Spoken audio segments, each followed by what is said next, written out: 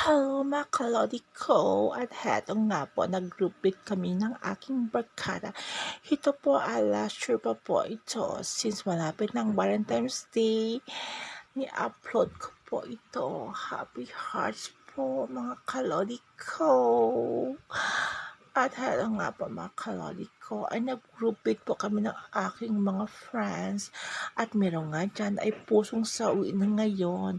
May nag-break up na nangyari mga kalodi ko.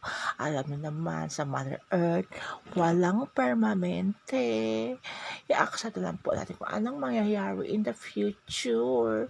Kasi alam mo naman, ang bakal ay kumakalawang, ang kahoy ay bumubulok, lahat po ay walang permanente.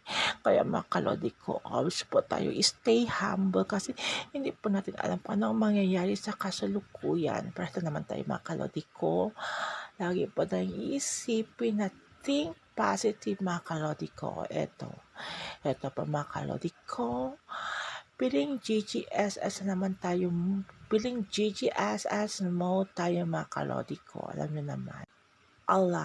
Piling GGSS mga kalodi ko, o diba? O, gandang-ganda sa sarili ako mga kalodi ko.